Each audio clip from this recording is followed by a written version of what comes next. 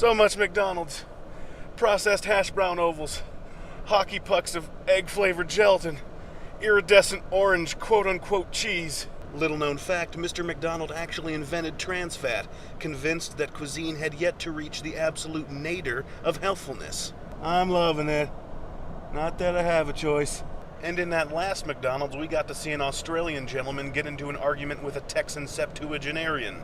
Remember, children, you can't spell America without Mick. Now all that sodium and cholesterol has lowered my heart rate to a crawl, so I think I'll take a little 4-second power nap. Here's an intro to enjoy while you wait.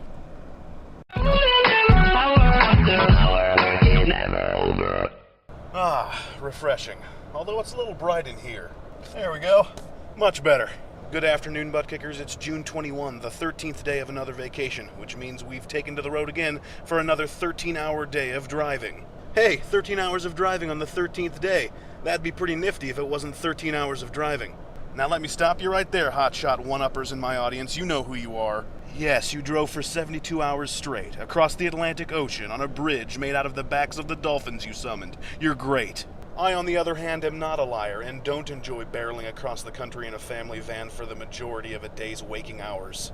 But I'll do it with a determined grimace on my face, for the love of the road. Submitted for your approval, Griff's handy-dandy road trip survival guide, the highly abridged version. First road trip tip, take an airplane.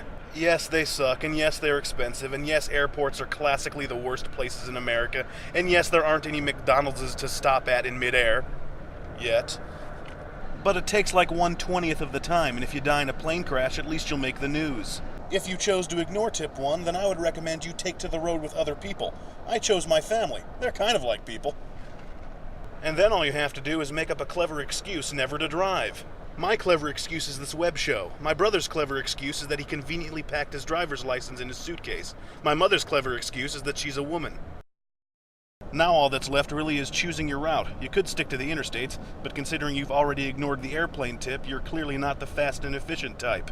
Instead, avoid highways like the semi-truck-packed, road rage-ridden plagues they are. Your roads should be 2 lanes, 1.5 cars wide, paint optional. And stay exclusively in Motel 6s. The bed bugs will tickle you gently to sleep, and the mice will chew holes through your clothes, ventilating them for maximum airflow and comfort. And what should you eat? Beef jerky, fiber tablets, and you guessed it. And that's pretty much it. Notably, you haven't chosen a destination yet, but who cares?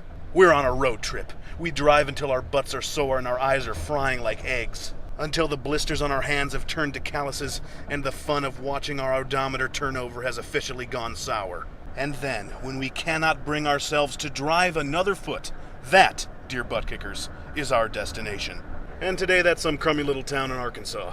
Until tomorrow, I'm Griff, and I'm still talking. First road trip tip, take an airplane. You like that one? If you chose to ignore tip 1, then I would recommend you take to the road with other people. I chose my family. Dude, we do that. Did you just see me in the back? I was right here at the spaz. Oh, you were? I wasn't even looking. That's brilliant.